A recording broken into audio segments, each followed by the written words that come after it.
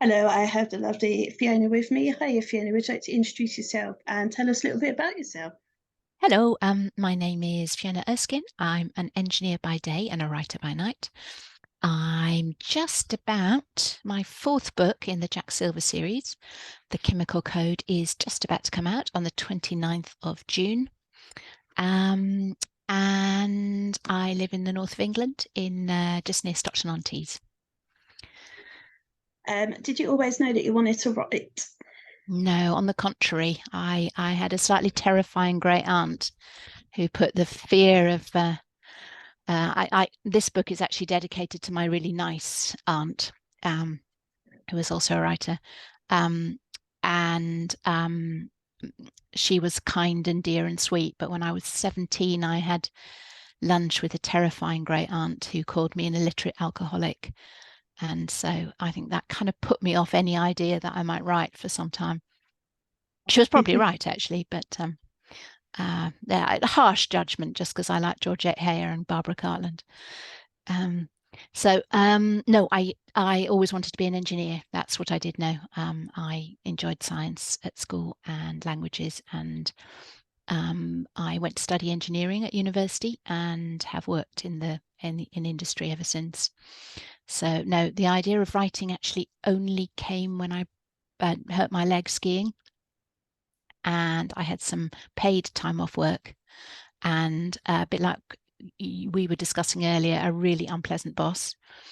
And so I found writing extremely therapeutic while I was recovering from my operation.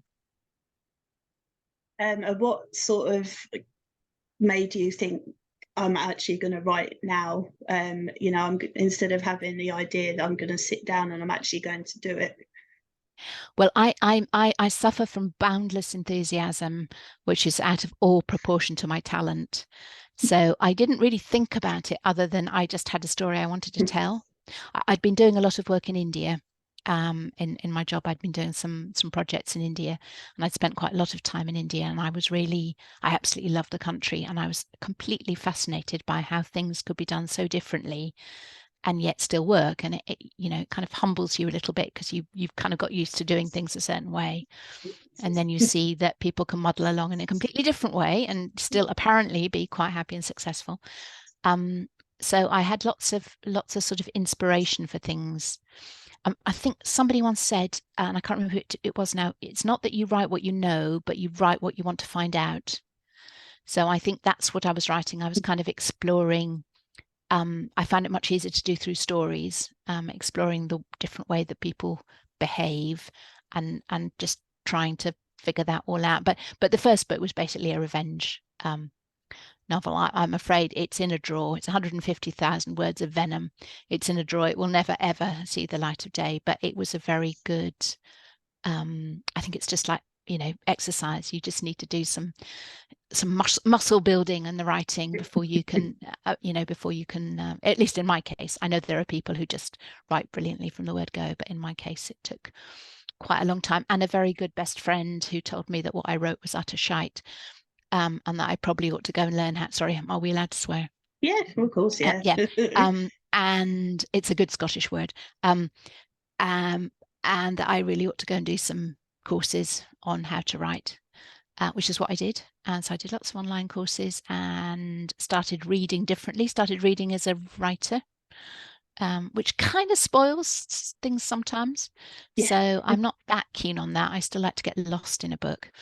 But sometimes actually reading bad books is really good. If you read Dan Brown, um, sorry, Dan Brown, I know you're very successful, so you won't mind me being rude, but books which are really badly written are great because then you can spot things that you do too.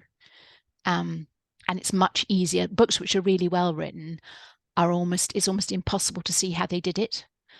You can't see the you can't see the joins and you can't see the working out.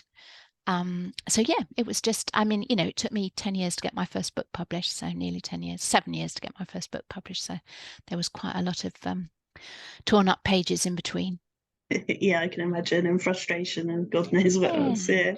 But I was lucky enough to find Juliet Mushins just when she moved to her own agency, and I think she took a bit of a risk with me. She's lovely and she's very hands-on. She's very editorially active. And then my first publisher was One World, and then I had one standalone book published with Sandstone Press, who were lovely too. And you've written a series. So when did you decide that you were going to write a series? Again, I don't think decision comes into it much in in writing. It's kind of, you start putting the words on the page, and sometimes they just run away with themselves. So Jack Silver, who is the protagonist in my series, she is an engineer like me, but the similarities kind of stop there. She's tall and very, very athletic. She's extremely good at skiing, which I'm not. And she has quite a racy relationship with young men. I've been married for 33 years. We worked it out the other day, to the same person. So she does all the things which I don't do. And that's quite fun. And I didn't intend to write a series, but as I was writing the first book, there were all sorts of bits which were left unfinished and ideas that I had that I wanted to continue. So I left a few hooks in that I could pick up later. And in fact, the first publishing deal I got was a 2-book deal. And then I got a second 2-book deal. So I don't find any difficulty. I really enjoy her company. She's in my head. And so, yeah, and each book kind of takes a little bit of its theme from an element in the periodic table. And as you will know, there are 118 elements in the periodic table. So I'm 4 in, there's only 114 to go. Wow, that's if you'd done that would be epic. I might have to cheat and put 2 in. Yeah. Or 10. Yeah, get through them. Yeah, there's some really odd ones as well, aren't there? So yeah. Those will be the challenge. Yeah, quite. I'd done a science degree as well, but mine was forensic science. Okay. So Interesting. Yeah.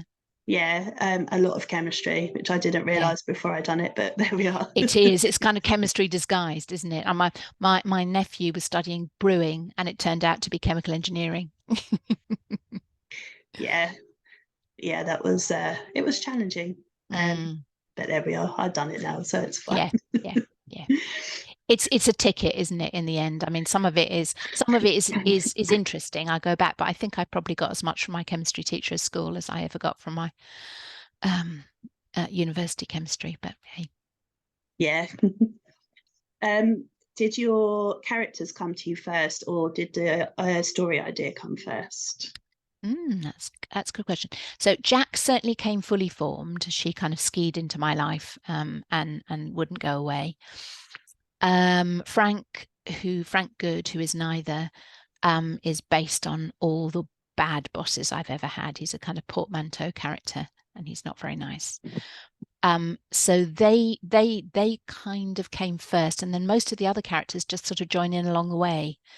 I loved James Bond films, and I watched them. I was watching From Russia with Love again at the weekend with my father-in-law in 1963, and it's just hair splittingly, is that a word? I don't know. Anyway, it is just screamingly sexist. I mean, to the point where you think, how did I ever watch this and enjoy it? But anyway, I had decided that Jack Silver is a bit of a female James Bond, except without the racism, sexism, and misanthropy. And it was quite important in the same way that James Bond has lots of disposable, beautiful women. I wanted Jack to have plenty of beautiful, disposable men. So there are silver boys, and these are lovely young men who, she has consensual and happy relationships with, but they generally get killed. So, she can move on to another one. So, but I have to be careful, because if it's not, it's meant to be serious, so you've got to be a little bit careful it doesn't get too cartoonish. But I had quite a lot of fun with them. So I think, in answer to your question, I knew in the first book I wanted to write about Chernobyl, a place I visited, and in the second book I knew I wanted to go to the Banqiao Dam in China, which again is a place that I've visited. And I knew I had Jack and Frank as characters, but I didn't really know much else. So the rest of it kind of came as I wrote. My mum and I have just watched Chernobyl, the TV series that Oh, isn't was it on. brilliant? The HBO one. Yeah. Yeah, my goodness. Lots of people raved about it, and I watched the first episode and I thought, I'm not really feeling it, but it just gets better and better and better and better. I thought it was fantastic. And the science, or I mean, you'll have spotted this, the science is very accurate. And I love, the clapperboard thing they do when they're explaining the runaway reaction. Yeah, Just so simple and so clever. You don't need a degree in nuclear physics. You just need someone to give that visual yeah. demonstration. And yeah, no, fantastic series. Yeah, it really was. I was quite shocked by how much they tried to cover up. And, you've got the image of the playground that's abandoned and stuff. And Yeah, actually, it took, 2 days for them to eventually accept that there was a problem and to evacuate people. yeah. I think And that shocked me most of all. well, I don't know if you've ever been involved in a major, in a major incident. I mean, I know you have a public facing job, but in my experience, in a factory, that people people so desperately don't want things to go wrong that they can convince themselves from an extraordinarily long time that actually it's fine and it will be fine, and don't panic. But and also your head goes empty as well. I remember once just not being able to remember my home phone number, literally out of my head. So yeah, yeah, you're right, and I think there was a big cover up. But I think in the first hours, I think people were just in denial. I just think they could not believe. And that lovely thing in the that they bring out really well in the series about they had a meter which only went up to 11. So everything they reported was 11. Actually, it was 1,000 times higher than 11, but their meter didn't go there. So um, Yeah, yeah, it's amazing what people can convince themselves of. it is a mass of, then people standing on the bridge watching and, Yeah, not realizing. And then you suddenly start seeing the ash falling on them and you're like, oh dear. And yeah, it's but not they just good. wouldn't have known. And yeah, it was very well done, actually. Yeah, it was so interesting. But yeah, that's cool. Um, which of your characters have you had the most fun writing and which has given you the most trouble? Well, Frank is the most fun to write because it's just one blow after another. And also, I got into terrible trouble the other day because I was really rude about Durham Cathedral, and I love Durham Cathedral. I wasn't being rude about Durham Cathedral, but Frank is a really obnoxious person, and he won't find beauty in anything. So he called it a squat, ugly toad of a building, not me. But I worked with some Americans in Teesside, and there are lots of nice Americans. These were not nice Americans. These were people who thought they'd coming over to London, and that they were going to live, they were going to live in Buckingham Palace, and they found themselves working in a factory in Teesside, and they'd been told to kind of sort it out, and they were so relentlessly unpleasant and would not stop talking about what was wrong, the weather, the roads, the houses, the shops, the food, you name it, everything was wrong. And it's really wearing. So yeah, so I had a bit of fun making sure that Frank suffers for his unpleasantness. Um, so yes, he is quite fun to write, but he has to have some redeeming qualities, I think. Otherwise, it would just, I think in the first book he's probably too extreme, but he's softened a bit in the later books, but he's become a bit nastier as well. So if you were able to take out one for a meal, who would you choose and what would you Oh, I'd ask? definitely take Jack out. I think she's fascinating. I would, yeah, I would love to get some of the some of the bits of the story that we haven't quite fleshed out yet. Yeah, I think she'd be brilliant fun. But I won't go skiing with her. That's Yeah. um, how do you choose your character names? ah um so sometimes, like with Frank Good, it was kind of deliberate. Um because as I said, he's neither Frank nor Good. With Jack, I wanted, because she's got a PhD, so she's Dr. Silver, I wanted her to have a name that could be confused, could be someone could think was male or female. Um, With the other characters, I will tend to, if they're a handsome boy, I will tend to pick one of the pros from Strictly Come Dancing, and kind of sometimes at the end I have to change their name. Sometimes my editor will point out that all my boys begin with a J, and or a G, and so sometimes I'll just have to do a search and replace. But what I never do is, so like you, I work full time, and when I'm writing, it's my pleasure, it's my joy. So I never get bogged down. I never let anything stop me. So if necessary, I'll put an asterisk or a letter or a symbol in place. But if a name doesn't immediately come into my mind, I won't waste time kind of going and researching names for, Brazilian men, in the North Amazonia. I will just simply put in, Giovanni or Anton, and that's his name until I get to the end, and then I might go back and change it. But yeah, generally it's just whatever I do, it's avoiding interrupting the flow when it's going well. Now, did you find that when you're writing, Donna? Yeah, and a couple of my characters have changed names about 6 times because it just wasn't right. It just didn't work. And a couple I knew straight away. The main characters I knew, that was fine. But yeah, some of the other ones were a nightmare. I just didn't know it. So yeah, I just called them whatever, and then go back through and change them so they were all the same all the way through. It was a nightmare. Yes, Yeah, you have to be careful when you do a search replace though, because if you have a name like Lev and you do it, you suddenly everything that has LEV somewhere in the word has been changed to. So I've got better at those dangerous things. Yeah, because otherwise that could cause all sorts of chaos. Yeah. Yeah. And the Strictly Pros are very pretty, aren't they? They're very pretty. Yes, they're very pretty and very talented. So, and some of them are very sweet as well. So yeah. Yeah. Oh yeah. And but it's one of it's one show I really adore, because I think it's quite kind actually. It's there's the relationship that has to be built up between someone who can't dance and someone who can. I mean, it's extraordinary.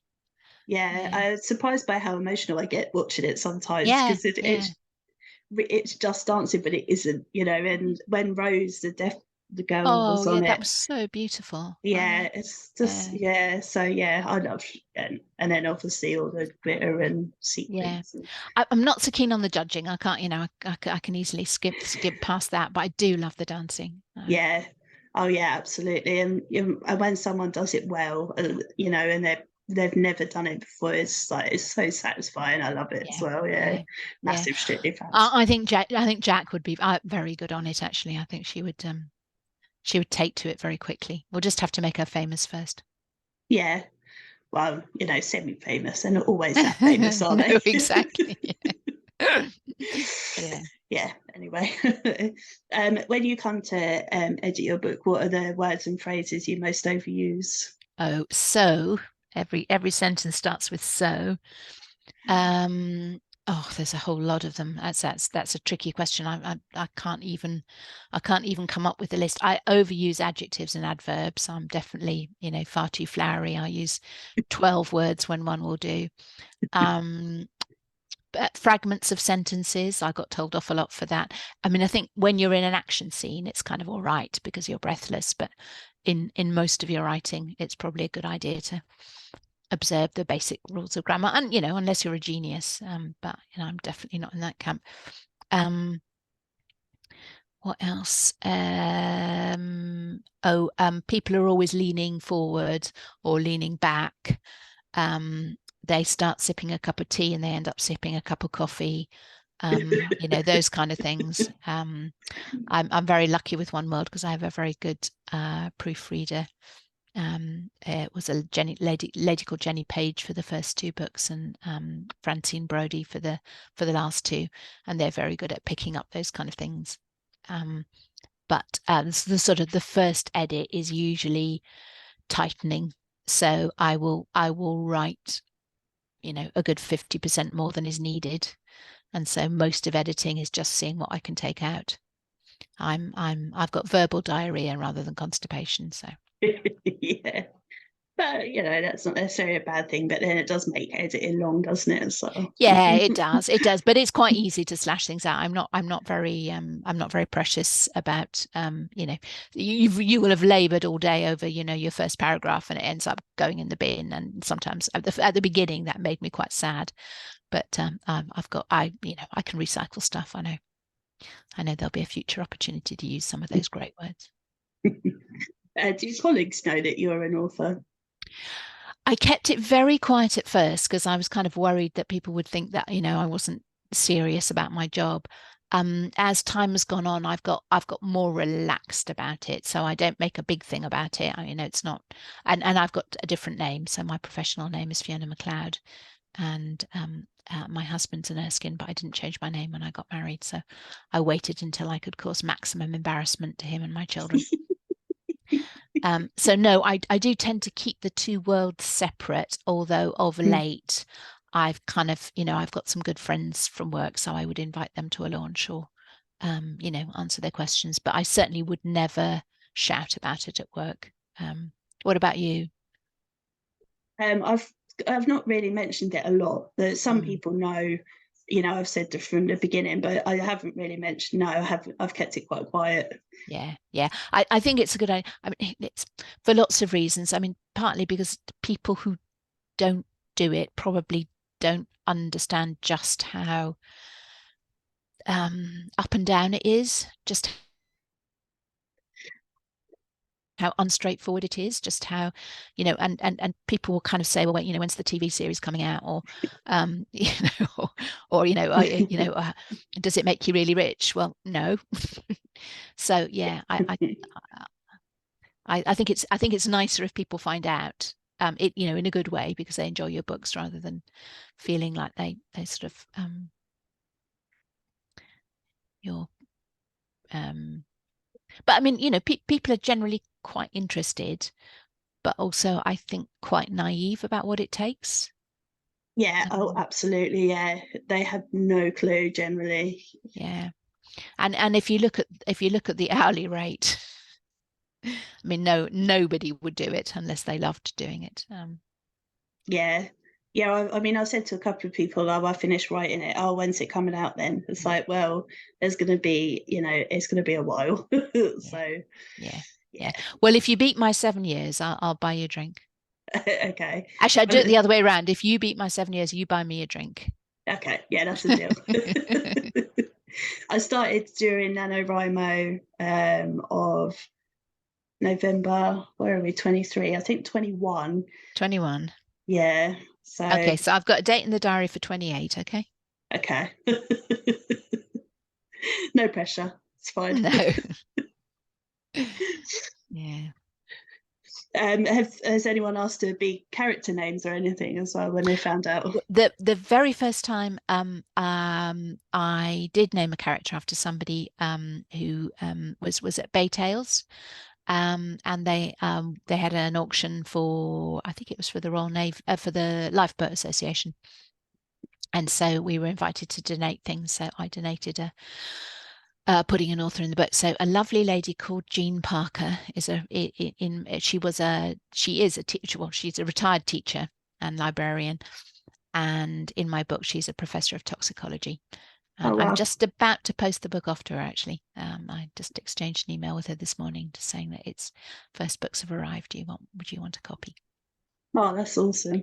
So generally not. No, generally, if I name people in my books, they're terrified I'm going to kill them. So Yeah, most people I find would want to be evil in a book. So much more fun. I agree. Yeah.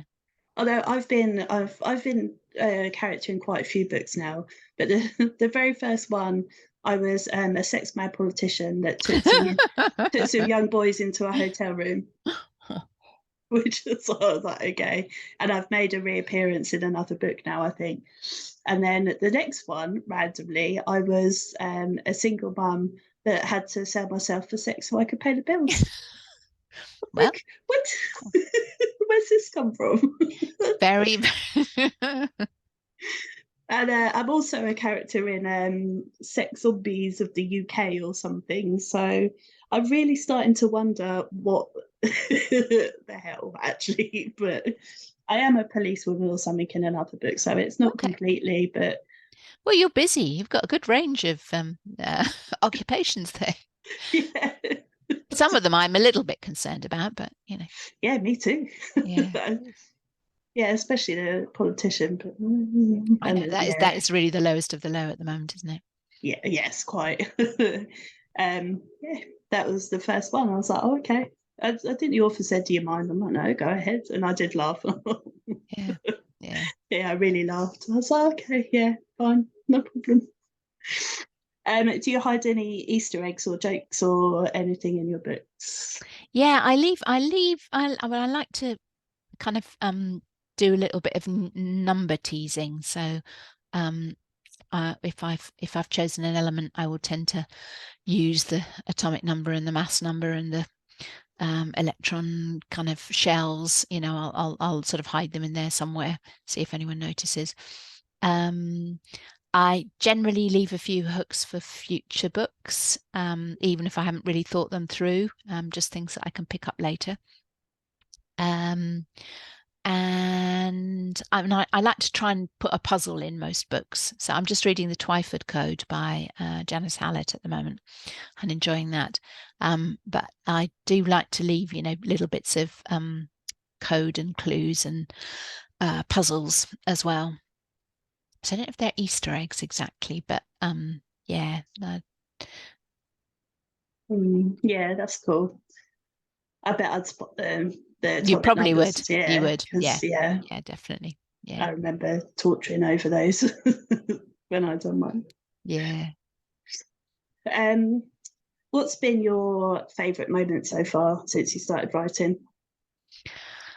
Oh, golly, there have been lots of moments. I think that one of them, sort of in terms of sort of straightforward recognition, because I've always thought of myself an engineer who writes, but I got invited to the Edinburgh Festival last year to talk about phosphate rocks, the Edinburgh International Book Festival. And because I grew up in Edinburgh and the story is set in Edinburgh, and the main character is a man I used to work with in a fertilizer factory called John Gibson. This book is Phosphate Rocks. Actually appearing at the international festival, in the city where I worked as an engineer, that was really fantastic. I must admit, I was chuffed to bits about that. So that was the kind of conventional highlight so far. And I was with Helen Sedgwick and Alex Gray, and it was it was a really nice lineup and a nice event. But I suppose probably more importantly has been when people have written to me, people who worked at that factory, and said how much they enjoyed the book. That's probably the best thing you can get, or not just enjoyed it, but had made them think about something differently, or had realized something, or so that's really lovely when you know that your words have touched somebody else. I think that's probably the best part of it all. I love going to the festivals. I mean, I've met some fabulous people there. It's such a lovely, friendly, welcoming community. So that was completely new to me. I didn't realize just how sociable it was. I always think of writing as very solitary, but actually, the Crown festivals are brilliant fun. And you get out of them what you put in. I mean, I think it's easier if you're an extrovert to kind of just go up and talk to people. I think, I think for some people who are shyer than I am, it might not be so easy, but I think generally people look out for the quiet people as well, and look to include them in things. So yeah, so that's a bit of a Yeah. ramble. Sorry, you'll never get a straight answer from me. That's a bit of a ramble. Oh no, that's fine. I always say the more you talk, the easier it is for me. So yes. Oh, well, you've got no problem then. No. And while we're on the topic of festivals, where will we see Mm. you over the summer? Well, it's sod's law. I've been working full time until April, and now that I'm between jobs, everything's dried up. There's not a thing in sight. So I will be definitely popping into Harrogate on the Saturday. I think is that the 20th of July, something like that. Yeah, it could be. But just for the day, not appearing, just popping in to see people. And that's it at the moment. Crossing the T's on the 10th of June, which should be good fun. And so we're doing a Northern Crime Syndicate, which from Brighton. And we'll be doing a Whose Crime Is It Anyway there. So it'd be nice to see the gang again. And then I've got a launch party on the 21st of June in Stockton. And then I'm doing a Hull in the Library event on the 28th. I think it is 29th, Wednesday the 29th. So no festival appearances planned this year so far, but fingers crossed. Yeah, there's still time, isn't there? Yeah. And Newcastle on the Wire as well. So you never know. Yeah. We'll just see what comes up. But I'm available. If you're able to spend a day with any author, dead or alive, who would you like to spend a day with? I think probably Primo Levi, who wrote The Periodic Table and also some incredibly moving books about his time in Auschwitz. So I think he is my kind of touchstone of brilliance. And he was a chemist, so I think we'd have a lot in common to talk about. He writes so beautifully. Who else? Oh my golly, I'm such a fangirl, but I've got a small brain, so whatever I'm reading at the moment is the thing that's most in my mind. I'm listening to James Oswald, and I can't believe it took me so long. I think it's partly he's such a nice chap that I've been slightly frightened of reading his books in case I didn't like them, but I love them. So I would quite like to spend a day with James on his farm, investigating his sheep and cows. Although I think he's only got cows now. He's given up the sheep.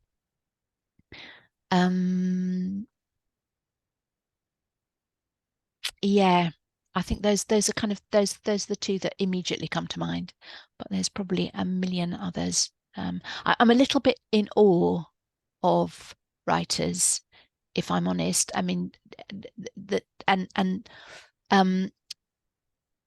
and also I think because writers have such a fantastic command of the written word, they're not always the people that you'd want to spend time with because they're so thoughtful. And so I think there are kind of people who are well, you take people like Abba Mukherjee, who's delightful person, great fun, and also a brilliant writer. So yeah, I'm going to take that back. There are, I'm very happy to spend time with writers whenever I get the opportunity. Yeah, me too. I love it. And I have you ever had any embarrassing fangirl moments at festivals or anything? Well, only really with my aunt and the two gin and tonics when I was 17. No, I'm not shy, but I usually think they've got other people to talk to. So I haven't. Although my husband, when first time we were at Harrogate, he actually muscled in and got me a giveaway copy of Lee Child's new book, which was fantastic, and made the whole of the queue really angry because he said he didn't read Lee Child. Anyway, but I was very pleased and I was very excited to go and get it signed by Lee Child. And then I felt a bit mean because obviously it was a free book. Then I asked him to go and sign, and so that was probably slightly embarrassing. But yeah, I think I saw Kathy Wright at Harrogate last year. Yeah. And we went out pictures of her and stuff. And obviously everyone was like, "Oh, we love you" and stuff. And then when I got to the front of the queue, I said, "You're the reason that I took a forensics degree." And I think because it completely threw her because everyone was just gushing. And then she was like, "Oh." And she's like, "Are you going to continue with it?" I said, "Well, yeah hopefully." And she's like, "Oh, good luck and stuff." And that was quite lovely. nice as well. Yeah. Yeah. So, I think I just completely took her by surprise because she wasn't expecting that. So well, that's probably, probably lovely for her actually, because that's much more meaningful than someone just saying, "Oh, I think you're great." If you've touched someone enough to make them, consider what to do with their career, that's fantastic. Yeah, it was really nice, and I met Tess Gerritsen, the two absolute legends of my Yeah, child's or like my early yeah, teenage years reading yeah. their books and stuff. So yeah, that was very cool. Yeah, I did a school event the other day down in Orpington, and I really enjoyed that. And that was more, I was doing it more as an engineer than as a writer, but it reminded me just what a blast it is. I mean, I couldn't do it every day. I would not survive as a teacher. But just talking to people and listening to their kind of their ideas of the world, I just found it so refreshing, and it was a really nice, a really good chemistry teacher who invited me down, and it was a really fantastic day. So yeah, that made me very happy too. Yeah. If you're able to travel to any period of time, either forwards or backwards, where would you like to go? Mm. Oh, I wish I'd prepared these. And let me have a little think. So I'm a bit of a I'm one of those people who believe that the world has got a lot better. So as a woman, I do not like the idea of childbirth without pain relief or without potential of medical intervention.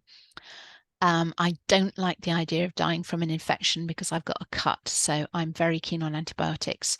So I think unless I could stay in a plastic bubble, I'm probably too much of a coward to go backwards in time. So I think I should go into the future. I think it would be pretty interesting to wind forward and see uh, what's happened, what we've done with the planet in maybe 100 years is too short, maybe 250 years in the future. I think that would be very interesting, but I'd like to be able to do it and take pictures and come back. Am I allowed to do that? Yeah. Yeah, Yeah. yeah, okay, yeah. So I think that and I don't fancy space travel that much. I don't like the idea of being put in stasis and in a coma. But if you can just send me to another planet, so if I can go into the future to the first exoplanet that we managed to settle and build a civilization on, I'd quite fancy going there as well, as long as I can come back. Yeah, it's only a flying visit, so Yeah, exactly. Deal. yeah. Sounds awesome. Who was your first celebrity crush? Oh, Engelbert Humperdinck. That shows you how old I am. I still remember vividly. My parents were out, and I must have been early teens, and I was watching the telly, and he came on, and well, maybe I was only 11. Anyway, it was my first moment of puberty when I fell head over heels in love with Engelbert Humperdinck. And I remember my mum being kind of worried about my obsession because it really got quite obsessive. And she told me that he probably wore a wig, and if we got married on our wedding night, he'd take his hair off, and he wouldn't look so good then. And she claimed that his hairy chest was a wig too. And I was pretty much devastated after that. So Yeah. yeah, yeah, no, definitely Engelbert. Those nearest and dearest to you, what would they say your most annoying habits are? Humming. Apparently, I hum all the time. I'm not aware of it. But yes, and according to my husband, it's completely tuneless. I'm convinced that if I do hum, which I might be contesting, that I sing beautifully and it should be perfectly recognizable what it is that I'm singing. But apparently, I just make a buzzing noise a lot of the time. So I think that's probably my number one annoying habit. Yeah, I could see how that would be. The other one is changing plans. I'm not a creature of routine. And if we're going from A to B and I see a sign to C along the way, I say, oh, let's go to C. And that also drives my family bananas because they want to do one thing at a time and do what is on the plan. But being spontaneous is Yeah, great fun. You have I much more agree. fun. Yeah. I agree. I agree. Yeah. Yeah, like setting up book festivals. I mean, that was a good idea. That's a brilliant idea. Brighton was brilliant fun. Yeah, I know, but now I've set myself something that I'm not sure I could ever stop. Yeah, well, when my eldest son was very little, he started walking very early, and he had a fairly tiny body and a huge head, and the way he walked was kind of by just sort of pointing his head forwards and then letting his little legs kind of catch up. And I've always thought that is the best way in life. You know, you just put yourself in a situation where, you know, you've got no way out. You just got to do it. And then you stop worrying about whether you can or not. It's just a kind of, you know, just get on with it. So Yeah. I'm not sure I really remember much about Brighton. It was kind of such a blur that I remember it being great, but I it was a don't sort of. beautiful day, absolutely beautiful day. Yeah. Yeah, it was, and a nice view from the room, Yeah. and if I went to something with Victoria Selman, and even there people were saying about what a lovely time they had, and That's so that good. was Very, really very nice. friendly. Yeah. Yeah.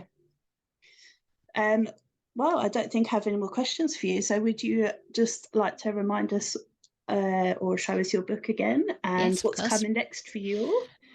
So yeah, so the Chemical Code out on the 29th of June, and it's basically it's a little bit more first person than the previous books, and Jack is out for revenge. Somebody has taken something very dear to her away from her, and she stopped being reasonable. She's on a mission. And then what's next? Well, I'm just exploring a little bit of speculative fiction at the moment, just writing something completely different, and that's a lot of fun. Awesome. Yeah, so that's about it really. Fantastic. Well, would you like to tell everyone where they can find out more about you if they wish and where they can buy your books from? Indeed. So books are available from all good bookshops, and online from bookshop.org or the other one, the biggest river in Brazil. Yeah. And Drake the bookshop in Stockton will happily post them out to you. And my website is thechemicaldetective.com, www.thechemicaldetective.com. And I'm on Twitter at Erskine_Fiona. Fantastic. Well, thank you very much. It's been lots of fun. Thank you, Donna. It's been lovely to talk to you.